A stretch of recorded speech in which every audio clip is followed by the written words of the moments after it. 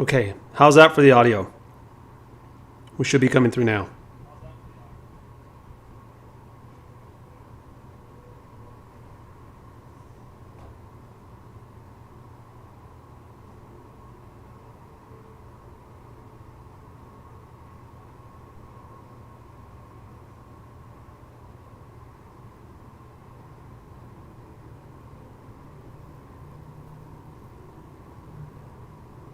Okay.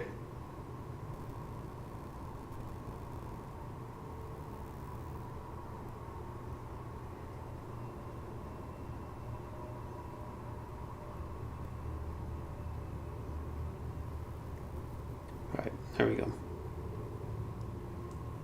Okay, so audio looks good, and or audio sounds good, and video looks good, right? Sorry for all these technical items just on the get-go. Just moved my system here and to reconfigure a few things. Google's giving me a notice about needing to change resolution. So can you guys see the video clearly? Does that look good?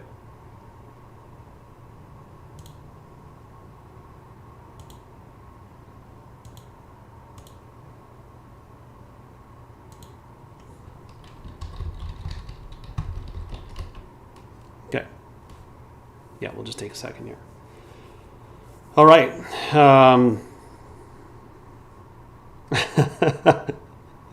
Yeah, I see that Bermansky 420. I missed the chop of Twitter. Yeah, that last live space was pretty ugly on Twitter. I had to try 3 different times and we had to skip ahead. That, in fairness though, that doesn't happen often. That usually isn't the case with Twitter. I mean, usually the live spaces are pretty good. And I realize that a lot is going on with Twitter. So probably making some changes that have impacted their ability to stream and have that sort of live quality. Excuse me. So yeah, and I apologize for the late start. I'm working out of my home office today, where I often am in the home office. And yeah, just my wife is on a business trip, so I was just trying to catch up and make sure she's arrived safe and sound. You know, as a robot as I am, there are still some human elements that I have to unfortunately live with. And part of that is making sure everyone's okay around me. And then I have a disgruntled beagle who has been marching into my office, protesting, and then leaving, just acting kind of strange. Although she's always disgruntled, though. She always feels slighted. But she's a good girl. Okay, so I set up in Thinkorswim because I'm going to say unfortunately, the majority of people still use Thinkorswim. So I do use it for charting, and I usually have it open anyhow. But of course, Thinkorswim is not my preferred broker. If anything goes astray in terms of the quality here, please just let me know. I will look back and forth. Mike Reams are good everything dogs. They're amazing dogs. I will go back and forth looking to see, just to ensure that we don't have any quality issues. But I don't imagine or anticipate that we will. So we can get started. And what I did is I took a few extra minutes to set up by moving as much data into Thinkorswim as I could. So as you can see here, I just populated a lot of what was on the trade list today. And then I tried to make sure my charting was all properly set up. Just because I know that, again, unfortunately, or however you want to express it, I know that a lot of people still do use Thinkorswim. So today's trades, pretty straightforward. Let me see here. Is there another option within IBKR? Yeah, I'll try to hit some questions as well. So feel free to just leave. If there's anything significant that you'd like to ask, please just leave it in the chat, and I will try to get to it. And I'll be darting back and forth to the chat, like I said, to ensure the quality is optimal. I just wanted to chart out and map out today's trades, so it took me a little bit of time. I thought, hey, I'll just start this live space once I free up and get out of my last call. And then I looked over and I said, man, I've got to populate all these. So these were all the different options. But this is good because, and this ports over to IBKR as well, which I recommend. If you're looking for the link to IBKR, I will share that. I put it on Twitter pretty frequently.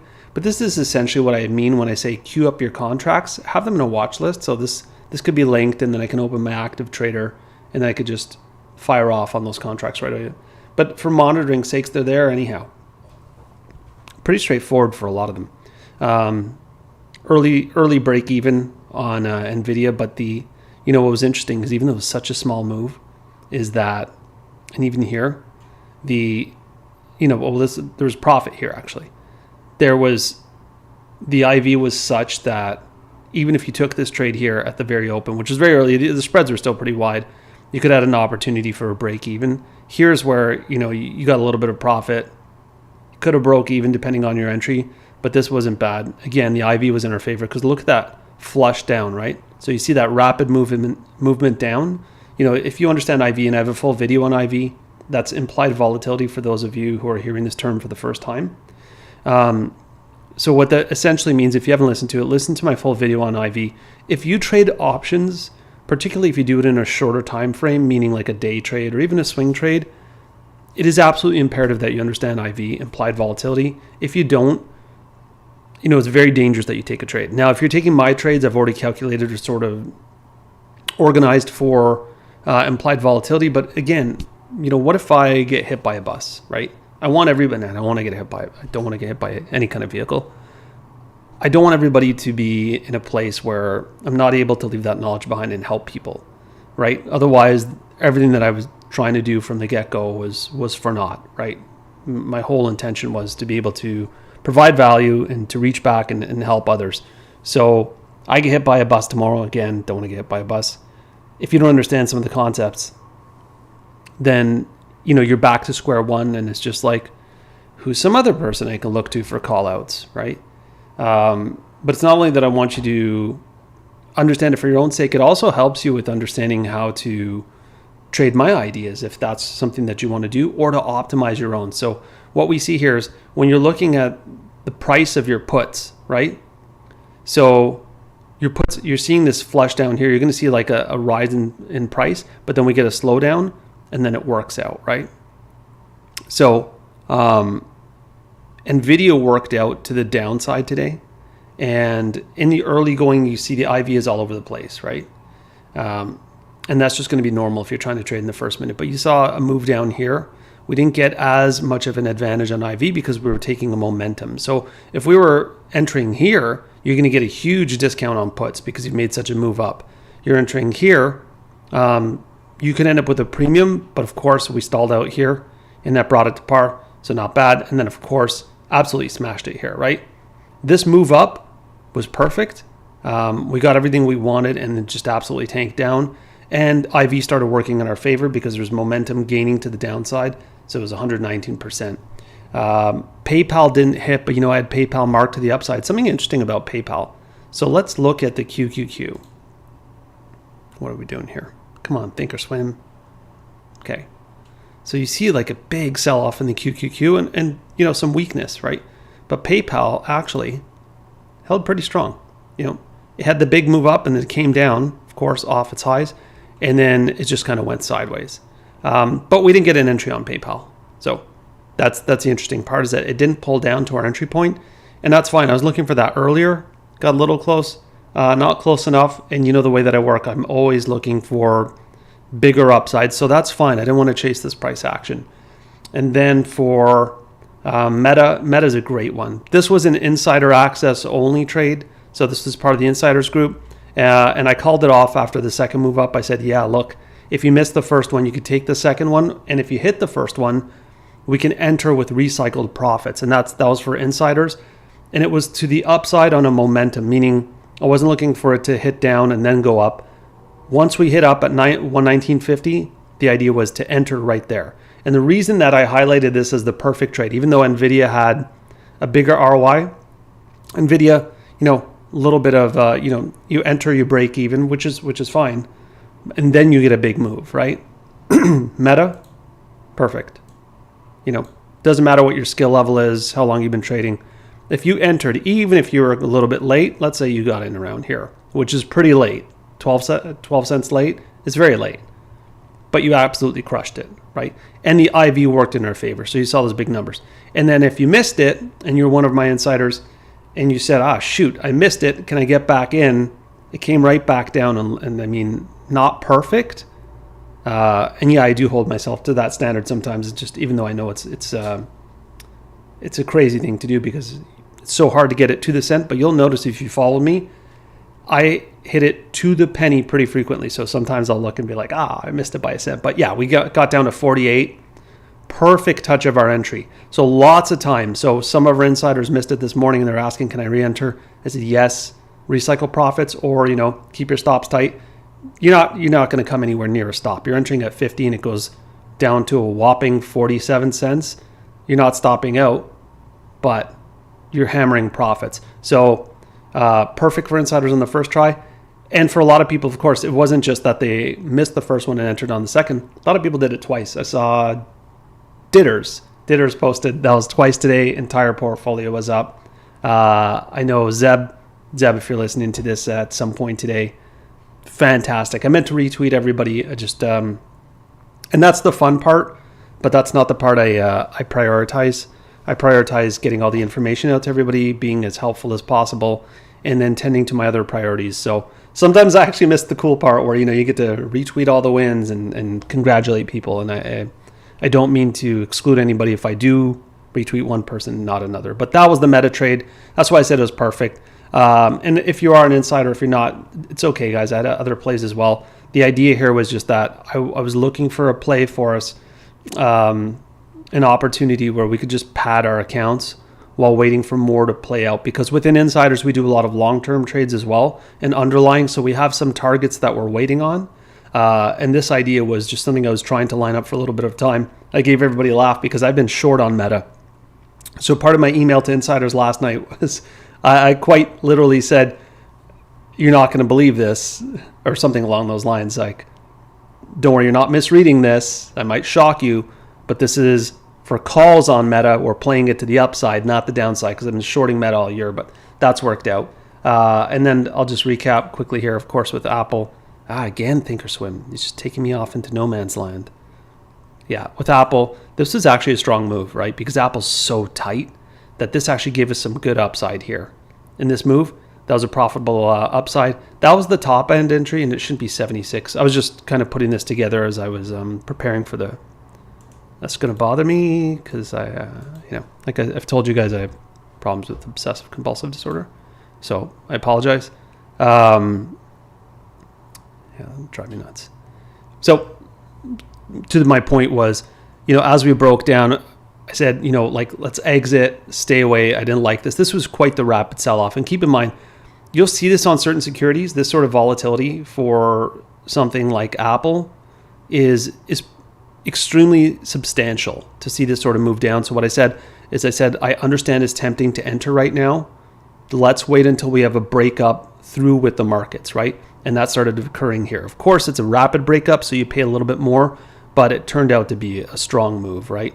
And if we pull back and we look at the markets, again with Thinkorswim doing this to us, yeah, you'll see the market sat in consolidation as well. So I wasn't liking that. So I wanted the markets to move up. That's why when you saw Apple sort of touch above the line and come back down, markets were still depressed. So that's just, the ebb and flow. So looking for the move up. So as you see the bigger candle, you see, and it breaks through. It happens simultaneously. The markets broke out of this consolidation range. At the same time, Apple broke out. And hopefully that guidance really helped people, because I understand it's tempting and we want to take the trade. And I did see upside, but I wanted to see the markets moving up as well, so I could see things moving in earnest as opposed to the chop out. So just like yesterday, I told everybody, hey, look, it won't always be the most fun, but I will do my best to protect you. I scratched, I said, look at what's happening with Amazon. You don't want that kind of action. People are getting melted. I know it's tempting because they just announced their biggest sales, their biggest Cyber Monday, Black Friday combination to date in history. And it's so tempting to play that kind of news, but I understand how the markets work. That kind of news isn't going to change the fundamentals of the stock. Jay Powell making his announcement, yeah, absolutely, because that changes the macroeconomic conditions in the market and how institutions perceive risk, how I perceive risk, how everybody can perceive risk and putting risk on. But just that announcement, that's not going to shake their bottom line. It was a nice to see, but it was an absolute trap, and the volatility crushed everybody. So I did that yesterday. Then today, the way of protecting people was to say, look, don't just take this because you see these little up and down moves. You could have got caught here. Wait to see the move with the market break out of range, then you take it and you go up, right? It doesn't always go perfectly. Of course, that could happen and the market can move up and then pull back. But in today's case, the market moved up, Apple moved up in tandem. That was exactly the instructions that I gave, around here about 25, 30 minutes before in advance.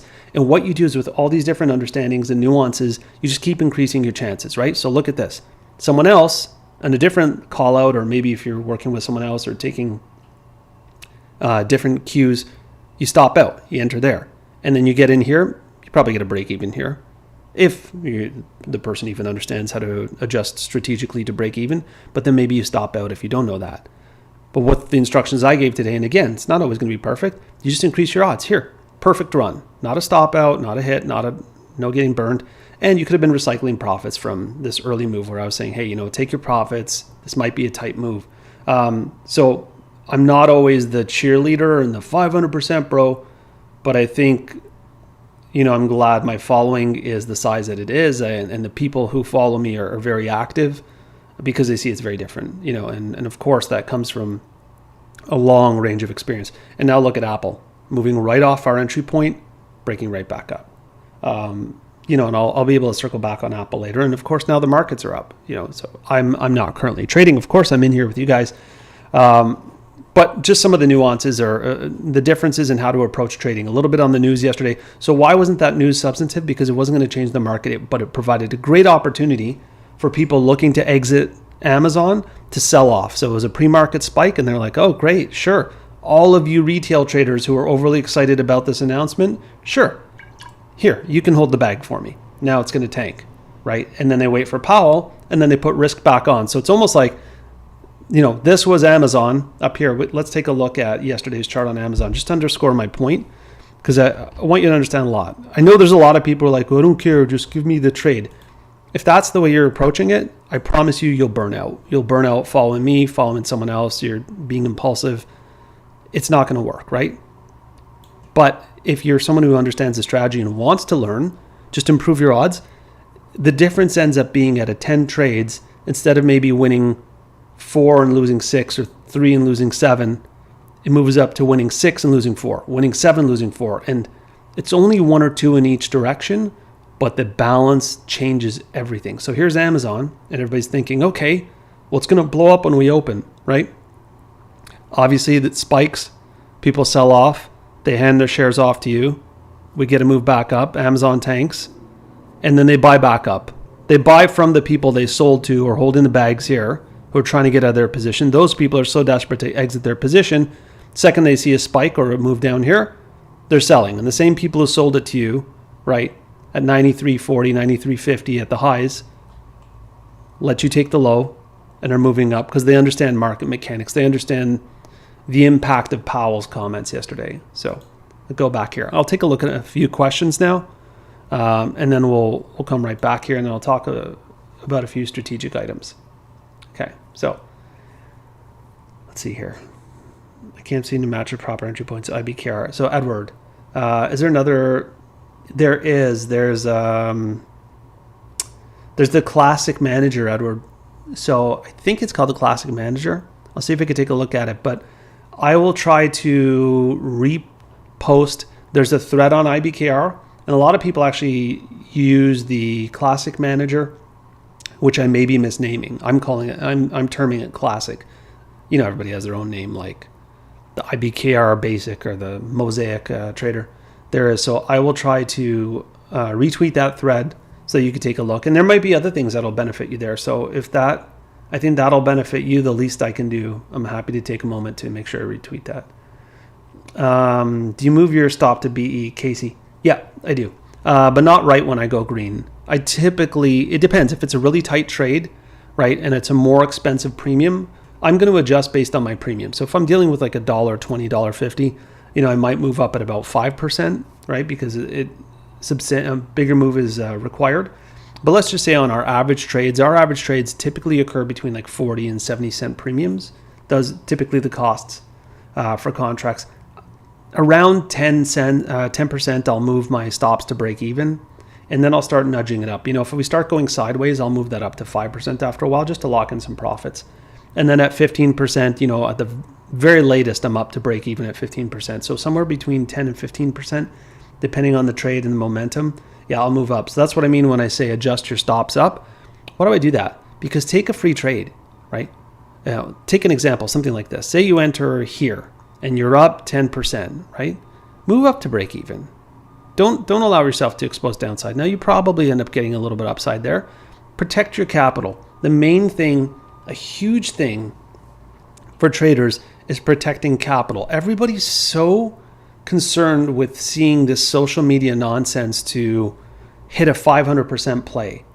But if you think about it, the returns we're looking at, I target profit at 20%. I might take it lower because, I move my stops up, but strategically, right? But I target 20%. If you think about it, and people scoff, they're like, no, dude, I saw the guy with the 4-bagger, whatever. Is that how it, I think that's how it is. 4-bagger or the bagger? No, that's the name on bagger. Whatever it is, right? The super baggers. I don't know. I think there's a number associated. Whatever, the 900% return that some schmuck posted. Okay. But first of all, the likelihood is that you're going to get melted on your stop outs. And you could lose a lot faster than you can gain. And I'll explain that in just a moment. The other item is that you're scoffing at 20%, 30%, 60%. Yes, today we had 120% on Nvidia. That's not my point. Point is, think about interest and how it works in your life. If I offered you a 20% raise at your job, you'd be over the moon. Either that or you really don't like the way you're getting paid. Because if you're being paid anywhere near what you accept or believe is adequate and appropriate, 20% would make you jump for joy. You'd be ahead of inflation. You'd be crushing it. Forget 30, 40, 50, or 60. You would lose your mind on a 20% raise, right? Out of the blue. You pay 20% on loan shark rates. 20% is enormous. I'll tell you right now, put aside what you see online because none of those people understand proper wealth building. It's all a lot of like furu scams. I'm sure some of them do, but very small percentage. If you were to offer anyone with wealth a 20% compound return on their investment annually, right? A 20% rate, 99.99% of people, and the only person who wouldn't would be a crazy person, would say, yes, lock me in right now. I'll never trade again. 20% a year, every single year from on my capital? Yeah, let's go. Any wealthy person, right?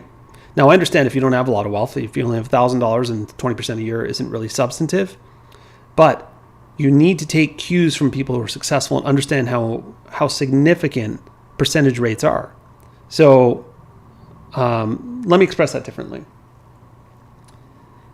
If you look at the way that the markets have worked, right? So you want to take cues from the professionals, and I'm giving you this cue right now.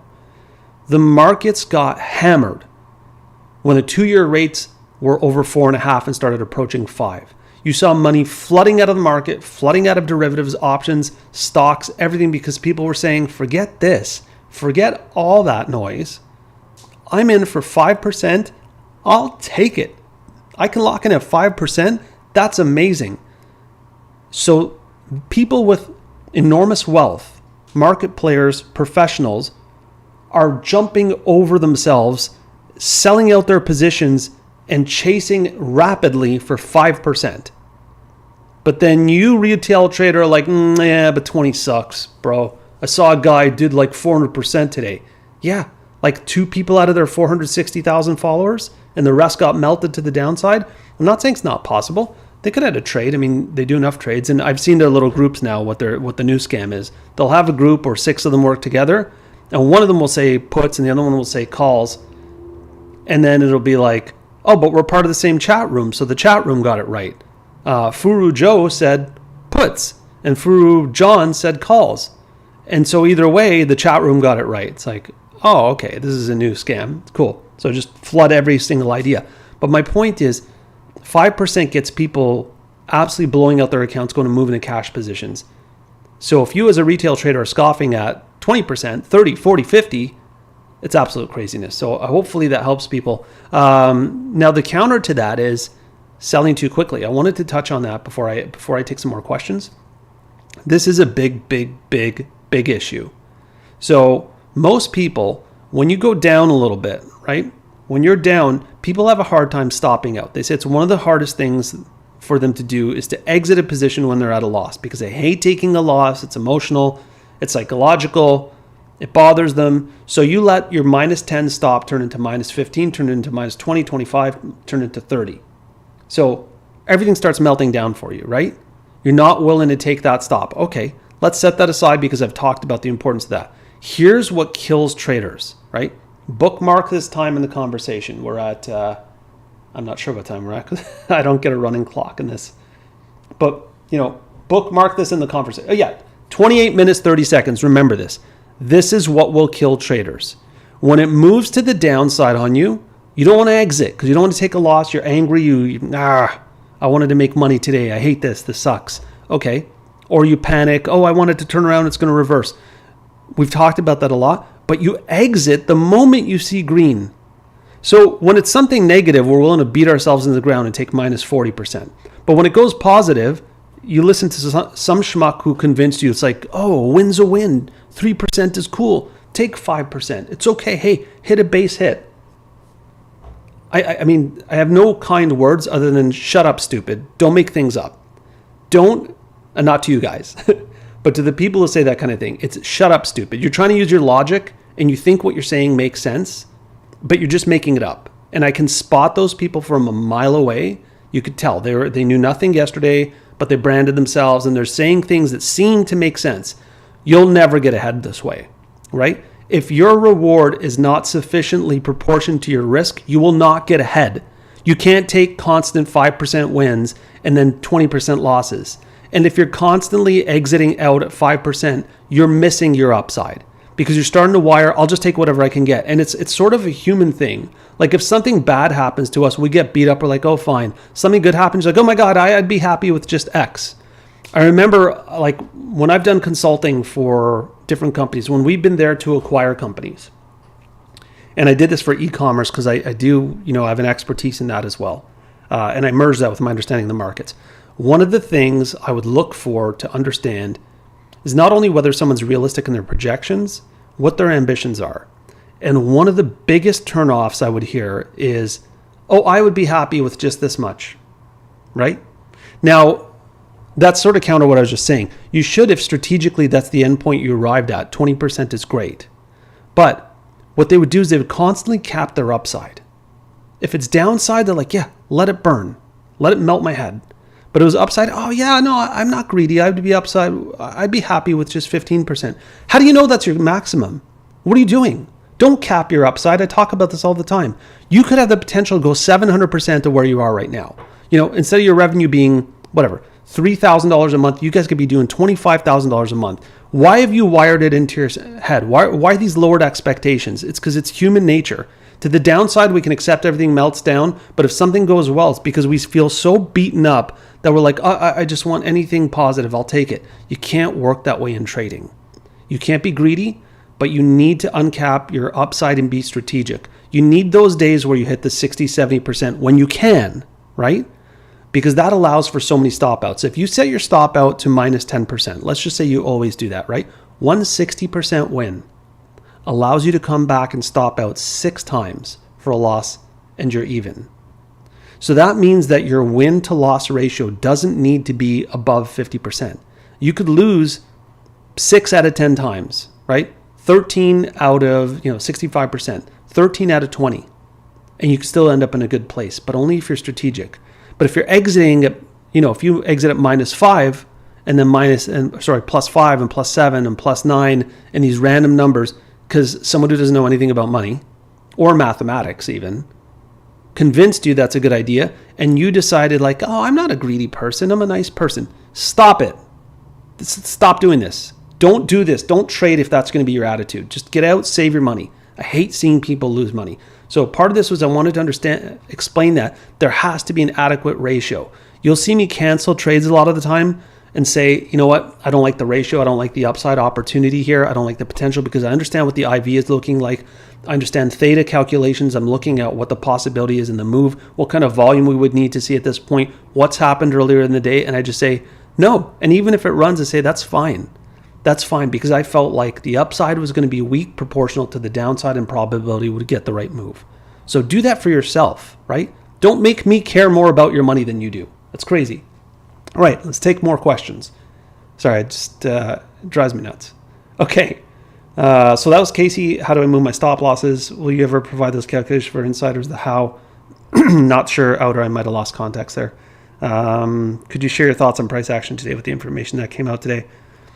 Yeah, we're a little bit sideways after a big move yesterday. So that's understandable. You're going to have some people taking profits. You have to understand the move yesterday was very substantial that we saw. Oh, geez. Thinkorswim. Let me minimize here.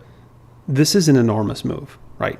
So, of course, you're going to have people taking some risk off, and we're generally sideways. I don't think we're really down. If you look at where we closed yesterday, here's where we closed. I'm going to just draw a quick line. Look where we are. We are where we were, right?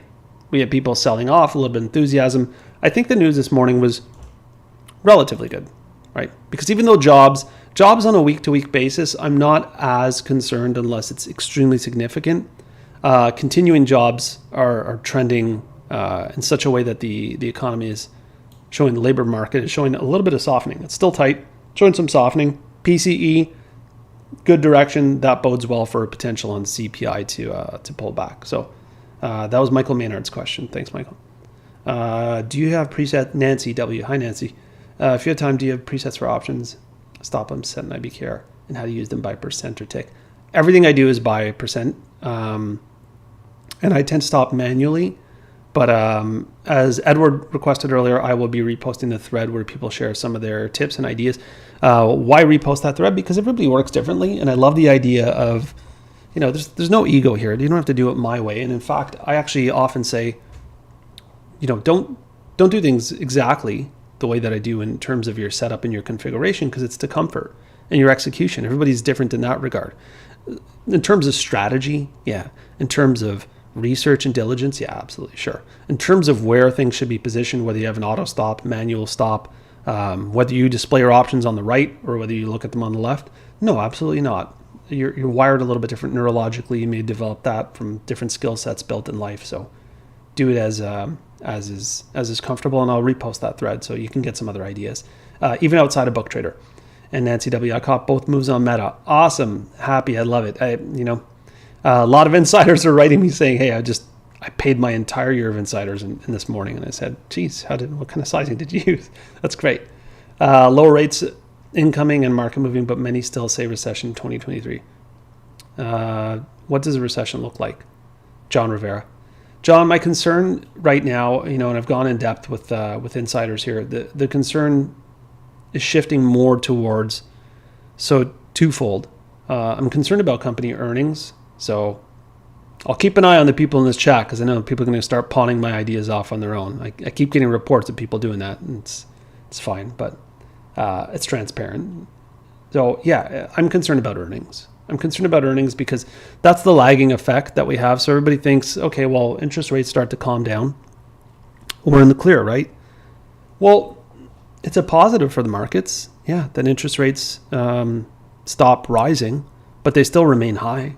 I mean, if you go out and you pick up a mortgage today around 7%, that's bonkers, right? The housing market hasn't cooled down such that 7% makes it more affordable. So if we just look at it from an affordability standpoint, this kind of market benefits the wealthy, and there will be more moves to come. Like I'm interested in retail investment. In looking at real estate investments, but not right now. But that's more heavily leaned on cash. Like I don't want to be leveraged. So we'll see what the opportunities are. My point being that interest rates are still very high, and so we're not quite there. And the Fed's calming down and pausing. We don't know how long that pause is going to be. Now, I've said, through and throughout that I believe Q2, Q3 is when we start to really look at easing. And that doesn't necessarily mean a reversal, but at least the Feds will start ratcheting up their rhetoric about that, and we'll see what we need to see in the economy. But my concern for a recession, you're asking what a recession looks like, it has to be a jobs recession. And a jobs recession will come on the heels of weaker earnings. Because if you want the easy formula, and again, I know this is going to get retweeted. Someone else is going to put their own name on my thoughts. But you want the easy formula. Companies stop making as much money. companies have to fire people. Companies have to fire people. There's less people working. There's less demand in the economy. I think that's devastating because it becomes self-perpetuating. How does that work? So here's the circle. If you think of it, the recycling symbol? Think of that, like the arrows pointing all sort of in perpetuity or infinity, if you will. The way that it works is if companies don't have as much money because earnings are under pressure, they fire people, right? People then don't have as much money because they don't have jobs and they can't put money into companies, investments, or services. So then the economy drops again. Those same companies who are already in trouble are now in trouble because consumer demand drops. Let me use a really crude example, something like Nvidia. Let's say Nvidia's entire business was graphics cards, which it's not. AI is a huge part of their business. It's good for the future. I don't think they're there with their AI yet, though. Okay, so AI. So Nvidia says interest rates are up, things are tough. We don't have, supply chains are a little bit difficult. We have a bit of a hard time. We have to let some people go because there's a lot of pressure on the company. Okay, and sales aren't as high, so they're letting people go, right? And then other companies are doing the same for similar reasons. Earnings are under stress because of high interest rates and starting to catch up. Well, this goes full circle and comes back and bites Nvidia again. How? Well, now that people don't have money, guess what they're not buying? They're not buying graphics cards because they're a premium. Particularly their RTX 4000 series, which is their new series. At least now they've raised their prices. So I believe the top end is $12.99 or $15.99, and then the second entry is $11.99, right? So that's tough to sell unless you're using it for professional purposes. That's a tough push on gamers. That's a tough push on the market in general.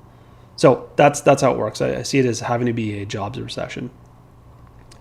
Price action or different strategy. Rajat, if you could restate, put in more context, happy to try to respond. Stops targets 10% exactly. Okay, hopefully that. Casey, hopefully my previous answer helped. But if not, let me know. Oh, Harmon, didn't miss you. Stop loss, Harmon Gill 64. Cool. I'm using TD in Canada, so it's web broker, not Thinkorswim. Ah, yes. Harmon, that's who gave me my start in the industry. I worked for TD as a stock trader and a derivative specialist. Well, started as a stock trader, became a derivative specialist in TD in Canada. I would use IBKR, but it's never based on the underlying. Because of multiple factors such as theta, gamma, vega, implied volatility, there are so many factors that change options prices, separate from what you see occurring with the underlying. So I would always base my actions based on the contract. Once you've opened an options contract, once you've opened a position, that's all that matters. 1 second here, guys.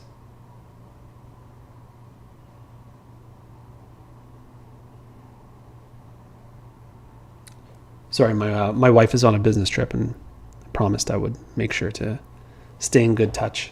This is the area. If you guys want to know the area, I kind of suck. It's balancing my personal life, work balance, right? But my history includes being a CEO, so you don't get a lot of sleep and not always the most attentive on that side of things, but I do my absolute best. That's why my beagle marches in and out protesting. So apologies. Yeah. So Harmon, always base it on the options contract. That's what you can get for your position. Don't base it on the underlying. The underlying provides guidance, but it's not the make or break. Anthony Sanford, Peter, have you had issues with brokerage and properly filling you? Automatically 10x the amount of contracts and didn't change anything. No, Anthony, I would double check my settings. That's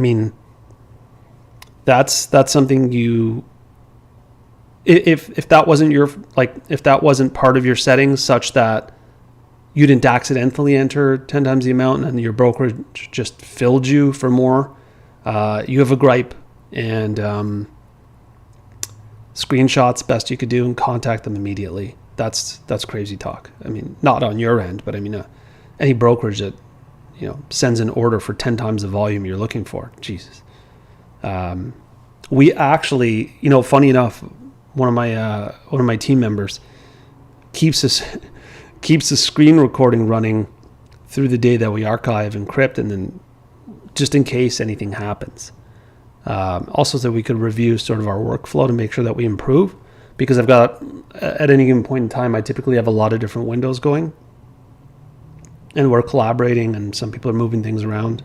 But we screen record most of the day, just for that reason. So just in case anything happens at the broker, so we could say, hey, here's what happened. I'm not necessarily saying that will save you in a legal discussion or that you'll win because you have a screen recording, but for consideration. N8DO069. Thanks for everything you do. What is your opinion on different strategies like butterfly and iron condor? In certain market conditions, those are helpful. If you expect high volatility, I don't think they're as ideal. You can use a credit spread like a bullish spread or a bearish spread if you're trying to mitigate exposure. If you're looking at something like an iron condor, obviously, you're thinking the markets are going to go sideways, so you're trying to collect premiums on both ends and just let them expire out. In certain conditions of certain securities, I think it's viable. Credit spreads are probably a little bit easier in a volatile market, because then essentially what you're doing is you're just capping yourself, right? I like to cap with strategy, though. I think if you're in more of a set it and forget it type of mentality, then a credit spread might work well for you. But otherwise, capping and uncapping your own is really big, because if you just look at it, you get a minimized move up, right? Because you're selling and you're also buying there. Again, depends. Outer IV calculations, it is a mathematical calculation, but it's also something that we're observing in real time. So a lot of it, and understanding IV, is just on the price action that you have to watch. You have to watch it and see how it's moving. So you start to see the spreads widen. I can't do that for you, even for insiders. What I would say is become accustomed to it, understand what's happening. IV is, and nobody has a perfect calculation. That's why I see like the IV estimators are just all over the place. Training your eye for it. Why do I say that? So let me qualify that, because it can be impacted by everything, right? Price action, external events, news, macro factors. You saw that IV was rising on everything yesterday. Why? Because Fed's pumped out some interesting news, or Powell confirmed that we're stepping down, and everything shifted. So as you watch, one of the ways that the IV is rising is if midday you start to see the spreads widen. That's a quick tip. So you can observe that. So I just anticipate that it'll require X move down in a certain amount of time, so I know that there will be an IV move. So I sort of calculated in conjunction in that regard, if that makes sense. Tuning in late, could you go over how you interpret intraday guidance and tweets? Oh, yes. LKTN loaded. Okay, or lotted, LODED. Yes, so be smart. Be smart means don't be greedy, don't be silly, be strategic. What is strategy? It's everything that I've discussed. Strategy is scaling out of your position, right? Is leaving your upside uncapped, but strategically adjusting your stops. Writing all that, like I don't have time, even though I pre-script things. So you guys will see I have my little notepad down there in my icons tray. I have a notepad where we'll pre-script things, and I just copy and paste. So pre-scripted will be things like be smart, adjust up, and I'll just change the name because I'm busy during the day. And at first I never used to leave any notes. And then I was like, well, how could I be of more help? And people were like, well, just go live every day, quit your job, don't do anything, just stay on live and open up a Discord and do that. And so that was, no. I wouldn't be good at what I do if that's what I did, right? So I focus on being good at what I can do so I can actually help people, not running a marketing scam campaign of come to my Discord, bro. How are you growing? How are you improving? Oh, I do it. I work 24/7. Really? No, you don't. If you did, you'd actually have a history in this business. So, I can't write all that. I can't, like in one tweet, if I'm trying to be both quick and informative, I can't tweet out while I have everything going on and say, hey, adjust your stops up accordingly, be smart and strategic to the upside, scale out of your position, or consider holding some runners, but also locking in your profits, adjust up your profits, make sure that you're not capping your downside, don't cap your upside. I say as much as I can, and I have a bunch of canned sort of pre-scripted things. So just, and I openly admit that. I pre-write them, and I have a bunch of them. That way I could just copy and paste rather than write it. And I'll just change the ticker. So when I'm saying be smart, it's, don't wait on me to tell you. Like if you enter Meta, right? And you're one of the insiders. You should know this because I've broken this down with insiders. You're in here. You're up about 80%, 75%, right? Don't wait for me to tell you not to let your 75% go to zero, because it went back to baseline here, and then you had another 75%. But what you should do is take this up, be smart, adjust up. Okay, I'm at 75%. Okay, my trailing stop is at 50. My trailing stop is at 60. My trailing stop 65, 75. Oh, I exited at 65. That's okay. I wait, I re-enter. Oh, here we go. Now I'm up at about 65. I'm moving my stops up. Oh, 55%. So the difference being the person who just hangs on is like, I don't know. You go up to 75, you go back to break even. Then you go up to like 65, you're like, nah, maybe I'll exit here at 20. You got one trade at 20%. You could add one at 65% plus and then another at 55. That's amazing. Or hit it twice like Nancy, caught both moves, right? Maybe not at the maximum percentage, but that's what I mean when I say things like, be smart. So I know it's broad, but I can't write a paragraph and get it out quickly, because by the time I'd hit send, it'd already be passed, which sometimes does happen, particularly with Twitter Blue. But I'm trying to at least nudge people, because sometimes you get into a trance when you're trading and you panic. And how many times have I had people say, hey, thanks, you nudging me and saying, take your profits or exit, don't be silly, got me to do something. So I'm really just trying to say anything to sort of tap you on the shoulder and be like, hey, wake up. Make sure you're doing the right things for you, for your bank accounts, for your family. Your money's important, right? And anyway, and I think you're an insider and you know how much I care about sharing my wealth of experience, but I'm working all hours a day and hoping that I can add that. Jason Cardinal, any tips for building business credit? Business credit card, pay your balance. Business loans are ugly. They're going to loan shark you right now. I would take time. I think a credit card for now. When conditions are better and money isn't as expensive, then you can look at business loans. But be careful with a lot of those business loans. They're absolute loan sharks, like paydays, and they're just absolutely terrible. I've participated in that. I participate in commercial real estate loans, but not on a big scale. Like I've chipped in a few dollars. That's how I would define it. And that's tight. I like to have a good deal where I can, seize equity if needed. And that it's a really ironclad contract, but I can tell you that a lot of these people making loans these days are terrible.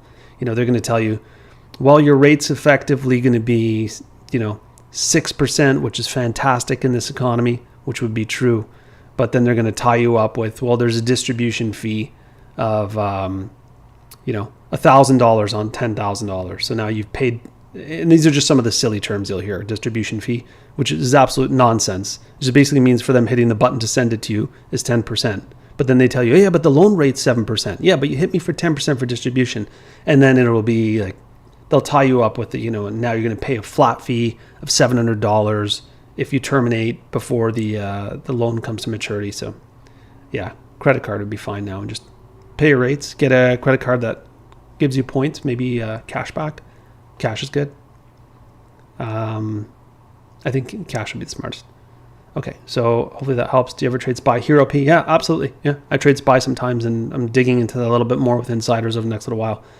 Anthony Sanford, they asked for screenshots, contract trades, and the video. So I sent the video, and the settings didn't change. Can brokerages credit you for something like that? They can. They probably won't.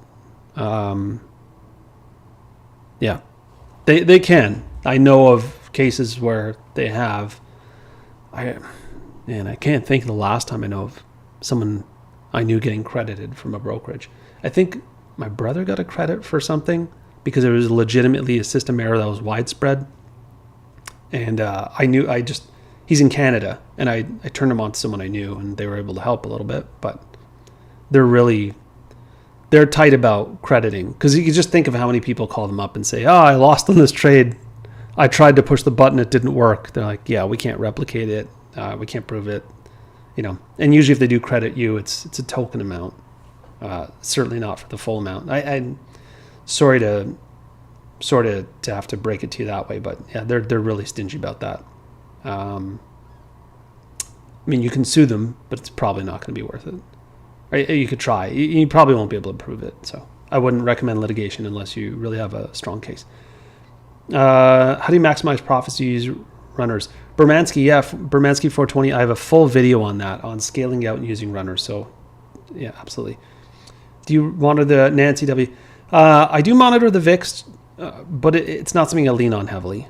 I like to see where the VIX is overall. So with Insiders the other day, you see that I sent something out showing where the VIX is, just what that tends to signal. But it's not something I lean on. Because if we looked at the VIX, the VIX is, so where it has been, like it was so low for a while. And I was noting that this tends to happen before a big move, but it usually happens before we found these lows, particularly these low 20s, usually before the market's dropped. But, I don't lean on that kind of thing. And of course, expected volatility with Powell. So it can guide you wrong pretty quickly. It's just there's more risk in the market, but there's more risk in the market when risk comes on because there's a more comfortable economic environment, right? That creates more risk. So that's not necessarily a bad thing. Sorry, let me see the next one. Mike Reams. I can help with tech stacks to automate or modernize if needed. Okay, I like it, Mike. I like it. Yeah, I have some tech ideas. I like to introduce more tech to what I'm doing. So yeah, maybe I'd love to hear ideas. I'm looking at different automated systems that maybe work with Twitter. I actually there was one app I was looking at so that I could sort of set up a page where I bookmark different tweets and sort of collect them into a small library to just help people with FAQs. Because right now I can only pin one thing at a time, which is a bit of a limitation.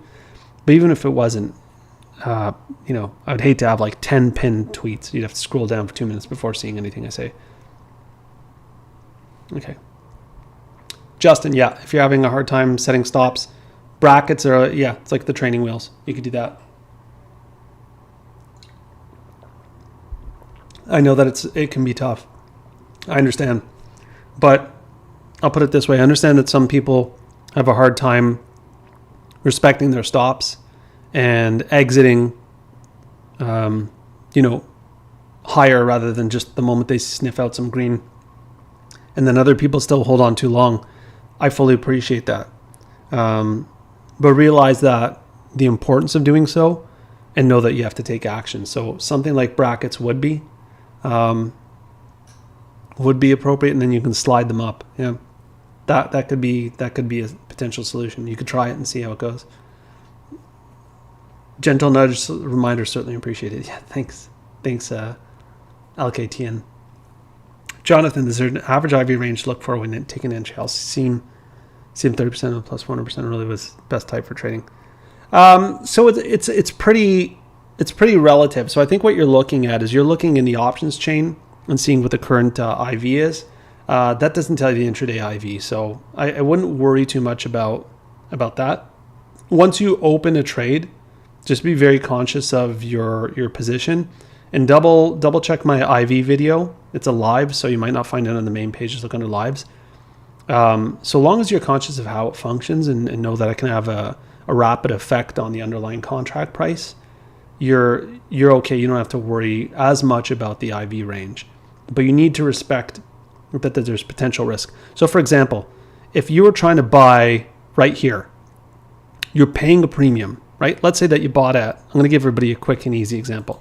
Let's say you bought Facebook after this move up. Look at this move up. Huge move up. You buy Facebook right here, right? Know that in a minute, when you move up and you come back down and you're right here again, the underlying, that means the stock for Facebook is going to be 120.45. It was for you at 9.33, right? That's the time, 9.33.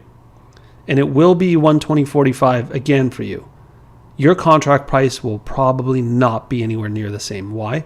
Because the price of the contract got inflated on the move up, IV rose. But then with the stall and the pullback, the IV was drawn out of it, right? The hype was removed. The enthusiasm was removed. People weren't buying it up as aggressively. So let's say your contract price was 80 cents here. As it moves up, comes back, and you're thinking, okay, same price will be 80 cents. Might be 73, 72, something like that, right? So the bigger the exaggerated move, when it calms down, the IV comes out of it. Now, does that mean that you're going to have a massive IV spike here? Not necessarily, right? But it's just to keep an eye on it, right? And don't get caught in headlights. So if you bought in here at 80 cents and it moves up and down, and then you're at, say, 68 cents, don't stick around staring at the headlights wondering, hey, wait, no, this isn't right. No. The price that you see is probably right? Don't get stuck thinking this shouldn't happen, this can't happen, or anything else that's IV impacting you. Did you take a trade after it made a big move? Yeah, this is kind of late. So, but is that strictly because of IV? No, I mean, you're taking a trade, which unless there's some major catalyst, you're pretty deep into it, or unless you have it charted out and plan to enter there, just in general. So you just have to respect price action. Approved my first business credit card. Oh, awesome, Jason! Congratulations. I'm happy for you. That's awesome. Stack up the points. I like the cashback cards, but I have a couple cards. So it just depends what you do. Not suing for 300. Yeah. You don't want to sue a bank for $300. Although, I mean, if it's small claims court, and you enter pro se, I'm not encouraging anybody to get into litigation. You just have to ask yourself if it's worth your time for $300. For anybody wondering, small claims court, pro se, that means you represent yourself. Just be careful, because you can get countersued. This is to anybody. You can get countersued, and it's not just the amount that you get countersued for. They'll sue you for their time and fees, and if they hire attorneys, you're going to spend a lot of money. So Hootsuite is good. I'll take a look. Any books you recommend to read to improve as a trader? Not stock books, because there's so many good resources available online. I'm more inclined to look at books for just improving your mind, neurologically, psychologically. You can call that nonsense. I'm telling you for fact it is not nonsense, right? Your mind is what dictates what ought to be, what you do, right? If you think something, then yeah. If my mind set that, like, where did I get this entry level from? You could say technical analysis, fundamental analysis, options flow. Okay, yeah. What computed all that? My mind, right? So learning specifics is important, but also being clear-minded, right? And also, having the conviction. What has me decide to do it and stick to it? My mind. You get it. I think that's all better for trading, and then what you can experience just from working in the markets, observing price action, and following the data that's out there will be more than adequate. I think for most people, it's not about the data that's out there. It's about the time to perform the appropriate research, which I don't think most people have, right? I have help now, but in the beginning, this was all I did, right? And I built my wealth through, obviously, I say this all the time. You would never know where, because I'm an award-winning CEO. So I don't pretend to, I don't care to talk about personal finances with people, but the idea is that I afforded the opportunity to work with highly skilled people, of course, because of my position as a CEO, and I was respected, and also had the revenue and the bankroll to hire people if I need to. So research, very time consuming. That's why it's tough for people to break in to really get to a professional level, but you can execute like a champion, and you can learn enough to do a fantastic job. So execution, that comes directly from your mind. And I think for more people, it's execution issues, because they'll have the trades right in front of them, like my trades. The people who have a hard time are the ones who say, you know what, I get some really big wins, but when I lose, I just lose big. And I say, why? Like, I just hang on. Like, what do I scream about all the time? I know you say not to, but I'm like, maybe he'll be wrong here. And my answer to that is, okay, so let me get this right. You're so confident in my ideas that I share that you trade them and put your own money behind them, right? Yeah. And you make money off of them, right? Yeah. And you're praising me, saying like, you're the GOAT, this is amazing. Nobody does it like you. You're so specific with your trades. There's all this praise, right? Yeah. But you don't take my advice on something I say is like one of the most important things to do and absolutely critical, or you lose. Yeah. That's absolute crazy. So I'm right. I'm the GOAT. I'm so precise and I'm great when you can hit the upside. but I'm wrong about stopping out, which I tell you is one of the absolute most critical things. So you're not really listening. You're being emotional, and you can't find your way to detach yourself. So it's more of a mind thing, not to belabor that point. Casey, skip my question twice. Been trying to get it answered for a week now. Casey, tell me your question. I never tried to skip. I thought I addressed it earlier about stops, and when you speak about stops and targets percent, what exactly? Do not do options just yet. Yeah. I was just explaining all about. Okay, I'll circle back on it in a moment. Do you let runners swing? Do you close position daily? If I have no reason to swing, so this is N8D069. This is a good question. I'm ahead on a runner, say I'm up 70%. Do I let it swing? Well, so immediately my consideration is, have I performed the appropriate research to feel confident overnight? No? All right. Then I don't swing it just because I'm up. It's not a casino, right? I don't just let it ride. There's none of that. That's absolute nonsense. Yeah, you tempt me into profanity. No. Don't do things that you haven't researched. And there's no such thing as, because I'm ahead, I'll swing it overnight. Well, this isn't a casino. You don't just go, I bet on red and I got it right 3 times, so I'll just let it ride. No, you're not letting it ride. Do not swing unless you've performed the appropriate research and are prepared and understand why you're swinging. You have expectations the trade will run in your direction. That's one. Now, even if you have it mapped out and you believe there is upside, have you taken out the majority of the upside? Does the risk equation still balance out? The risk equation means, are you confident that the upside is greater in the after hours than the potential downside? Now, it's not simply numbers. It's not a matter of saying, well, I go up $1, I think maybe it goes down 50 cents. Okay, the downside is actually amplified when you swing a trade. Why is that? If you're using weeklies, and I'm assuming that you are because you're swinging from a day trade, and this is the big risk for swinging from a day trade, you bought weeklies. That means on any night, theta is aggressive. You're going to lose money on theta. There is time decay applied. So now you have what we call a benchmark, or the watermark. Meaning, if theta is going to pull, let's say, 20% from the value of your contract, right? You need to make 20% just to break even. Understand? So you're at $1, and theta is going to bring down the options contract to 80 cents. That means that you need to gain that 20 cents you're losing just to stay at even. So if you go sideways after night, if you ever go sideways after night ever in a weekly contract, you've just lost money. All else equal, unless there's some crazy event that just jacks premium up on IV, which probably won't happen with the contract going sideways. So it's a losing equation. Now, if you're swinging later dates and theta is a lot lower, it's a consideration, but that's only if you've done the research. N8D069, does that answer your question? And guys, I speak in very certain terms because it drives me crazy how people intentionally don't speak in any sort of certain terms. Same with their call outs, calls and puts. Let's have 8 guys who have 25,000 followers join our super dude Discord channel. And one of them's going to say Apple calls and one of them's going to say Apple's going down.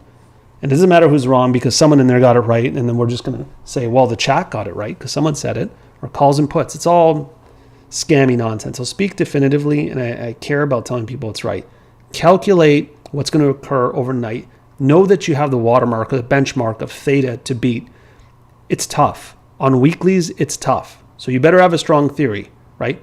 If you tell me I'm automatically set to lose 10 or 20% just by holding, I better have a damn good reason to be holding. I better see a lot of upside, I'm just as well to say, you know what? I don't think that move's going to occur in the after hours and you have to feel confident that the move's going to occur in the after hours. Because if not, close your position, take the profits off the table, enter in the morning, right? You think it's going to run the next day. Enter the next day, take the money, put it in your account, let it settle. It's going to come out. It's options. You have the money available. You can build an even bigger position or be more strategic. It doesn't, bang, it hits -5. You're still ahead from what you did yesterday. But you swing overnight. Be careful. And I know it's tempting and a lot of people want to swing as much as possible, but you have to be in the right circumstances. And that's why I differentiate within the Insider's Access program. I have some swing trades. I have some underlying that we add to our portfolio.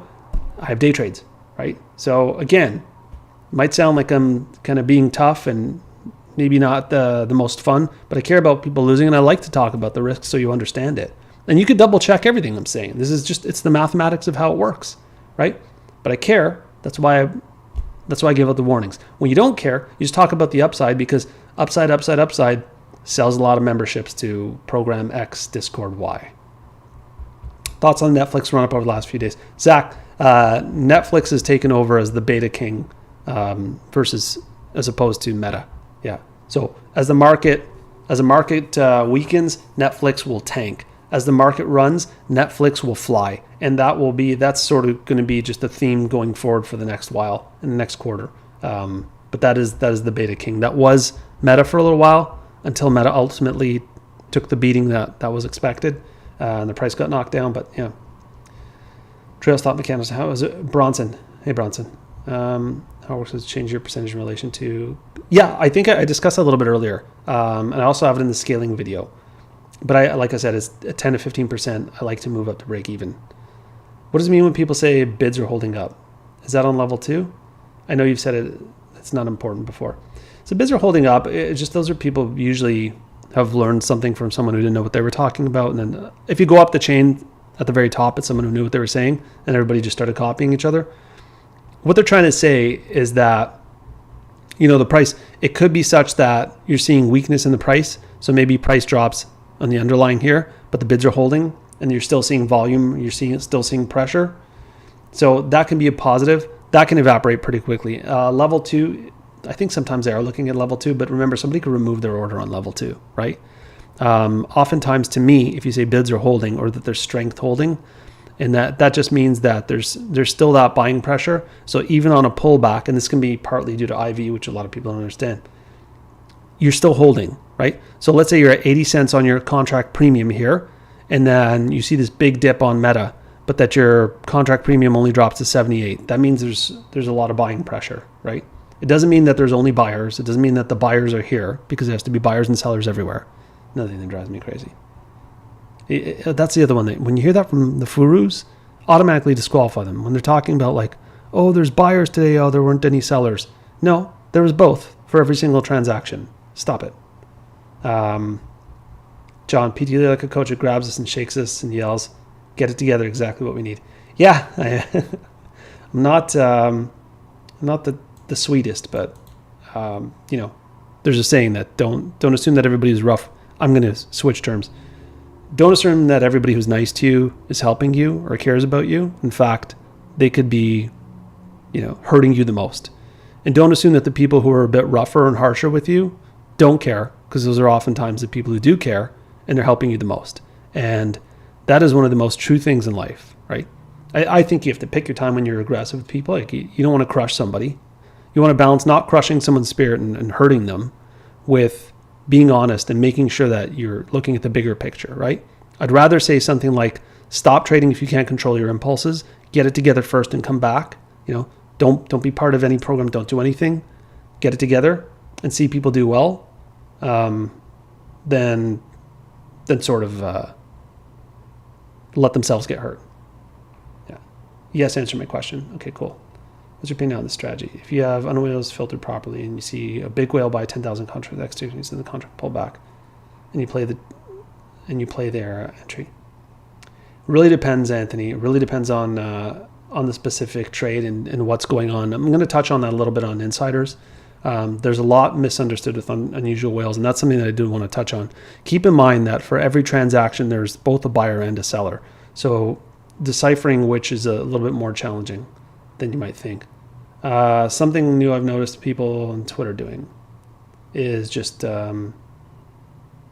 a big whale buy 10,000 and you see the contract pull back and okay, so they're playing off of an entry on a pullback. I mean, there's just no strategy there, Anthony. There could be a lot of reasons that people are buying contracts. A lot of time you're hedging, right? So it's guesswork.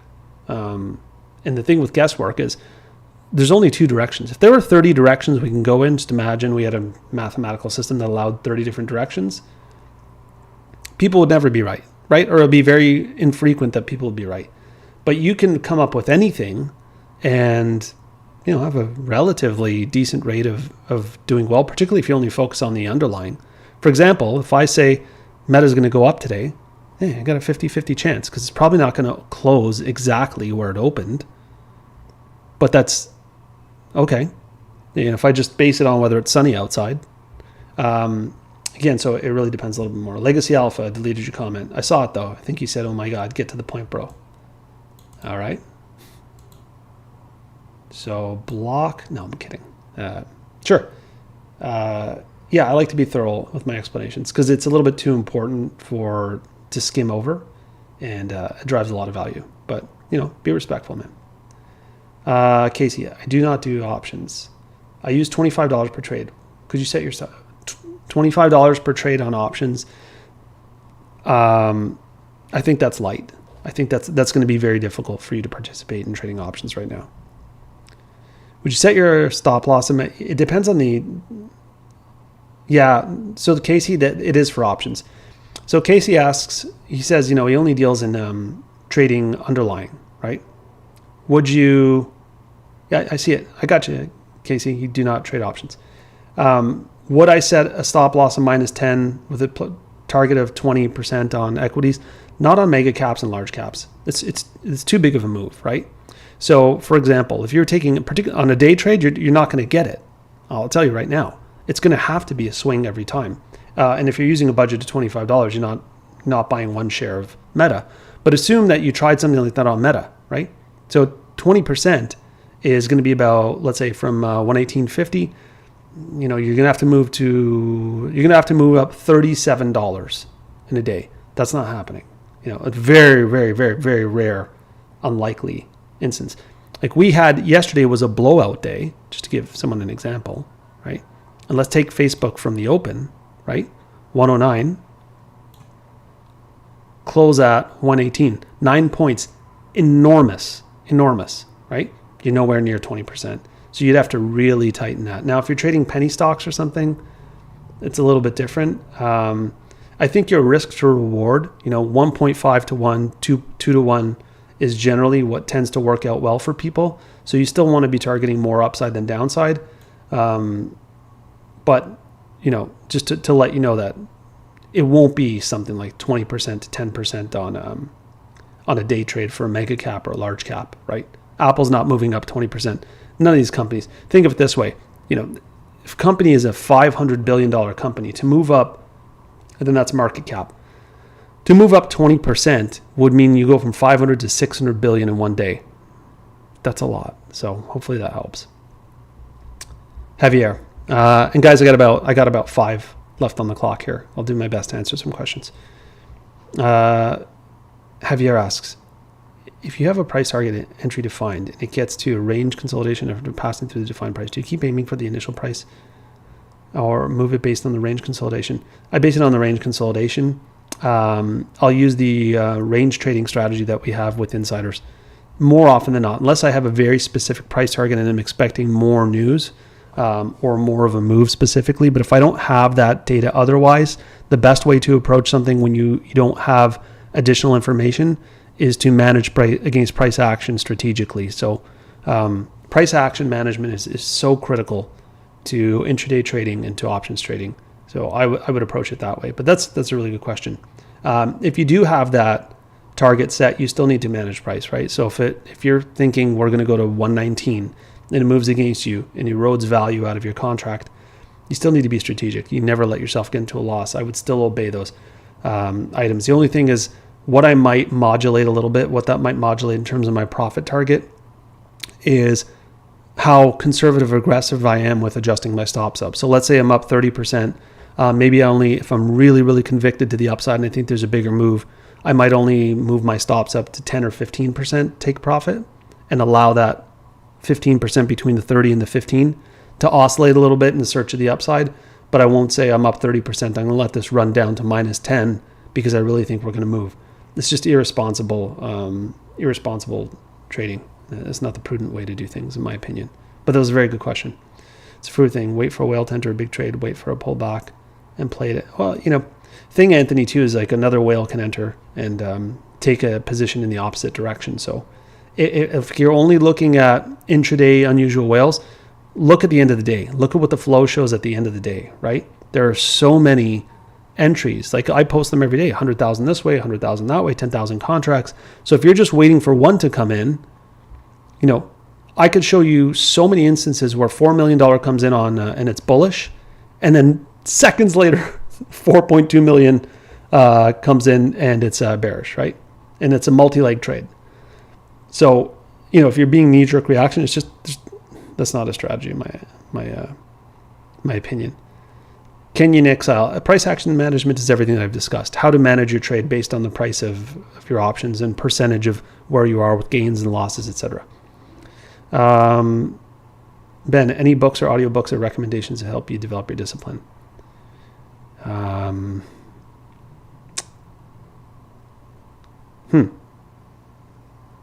trying to think of that. I would say I advocate listening to Jordan Peterson for that. Yeah. If you're looking at discipline, that's a fantastic person to listen to. I don't get into the whole politics. I don't care. I think it's the most small-minded thing to do is be like, oh, this person's on the left or the right. I don't care. Yeah, Mike Ream's Atomic Habits. My wife liked that. I think it was James Clear. She talks about it all the time. But he takes a lot of the ideas from Jordan Peterson, right? Jordan Peterson is a special category as a clinical psychologist and is someone who cuts right to it. And I've heard Atomic Habits is good as well. My wife swears by it. I think the idea psychologically for discipline, I'll try to help here, depends on where you are, but start small, right? Because I won't get into all of the details here. You guys know that I also I've studied neuroscience. Your brain actually rewards you for doing things. And it's very important to set goals that you can achieve and progress if you're struggling, right? So if your idea is, I'm going to wake up tomorrow and everything's going to go accordingly, I'm going to do everything that I have on my plan and my schedule, I'm going to clean the house, I'm going to organize this, I'm going to do A, B, C, and D, and you do nothing, right? You do nothing because it feels like overwhelming. You set too many things up that you wanted to do, and now you melt down at the end of the day, and now you feel worse, right? In the beginning, you felt better because it was like, oh, I have all these great things planned. And at the end of the day, it was, I hate myself. I didn't do anything I had planned. I can't believe it's 5 o'clock. Time is burning. I'm going to go watch a video on YouTube. I'm going to check this out. Oh, I just got a WhatsApp, TikTok, Signal, whatever message. You hate yourself. Okay. Calm it down, because now you're actually worse off than you were when you started today, even though you're trying to turn over this new leaf and have these new plans, because you've suffered a loss. And those tend to stick with people. Actually, I'm going to create a different video, but there's it's clinical data showing losses stick with us longer than wins do. Meaning, if you make money in the markets today, you'll be happy for a day, but if you lose, it'll impact you for 3 days. All else equal in proportion. So then, what you do is so that you don't want to ever feel down on yourself, and it does happen. Just decrease your goals. And you can make it if you're really just starting and you're having a hard time with discipline, because when you're disciplined on one thing, you're disciplined in all things, right? And I don't count getting up and going to work as discipline, because I think that's just people who, there is discipline there, but that is just routine. You just get used to it and you force yourself. But the same people who can go to work every day will never clean the house, will never do the dishes, or hate doing the dishes, procrastinate, don't like doing their taxes, will never get to the gym, never ABCD, will never stop out. Just decrease the targets, right? Make it easier. Work with a smaller position. In your personal life, just find something you can achieve, because even if you didn't achieve what you had on your task list, and again, I'm not a medical doctor here, and just have my study of psychology and neuroscience, you're going to get that win, that psychological win that you've achieved something, you move on. So I know in the military that you're told you make your bed every day, right? And that you're controlling something early off in the morning. So make your bed in the morning. You can't do that? Okay. If you're used to throwing your clothes on the ground, fold them, organize them, put them in the drawer. Get a win, do something that you plan to do, and then add more to your list. And that's how you build discipline. It's through a reward system. Your brain always works on a reward system. And then it eventually builds habits, right? Which I think is kind of what Atomic Habits says. Again, I haven't read Atomic Habits, but my wife does. Just find things to get wins from and feel better about yourself. 100%, yeah. Compound the interest, Ben. 100%. I hope that was hope that was helpful. Doctor, it's going to be Dr. Tar eventually. Well, it's what the family calls me, but I'm not a medical doctor at all. Not a doctor of any kind. Markets doctor. Okay, that was helpful. Great. Any last questions before I tuck out here? I think I covered the things that I wanted to discuss for today. With respect to unusual whales, there was a lot more I wanted to go to. That's going to go for insiders. The recording of this is going to go up for insiders, and then after that, it will go public as well because it was a public video. But it's going to have early access to insiders. Hopefully that helps with price action trading. Today was an absolutely great day. If you could do something to pay it forward, share, tell people to follow, help them understand how to really trade. I'm happy to challenge a lot of the preconceived notions they have and qualify my position. You'll never just say, I'm right because I'm this way and bro uses it that way. Maybe we're all different. No, let's challenge ideas and come up with the best. If you can't qualify your position, then it's not a very good position. And I pack a lunch because I will qualify everything that I do. Okay. Thank you. Thanks so much, guys. I'm happy to do this. It was sorry for the last minute notice, but I had my schedule clear up in the afternoon, and I thought, hey, why not use it as an opportunity to try and help? First day of December. Christmas is coming. All right, guys. Have a fantastic afternoon. We'll talk to everybody soon.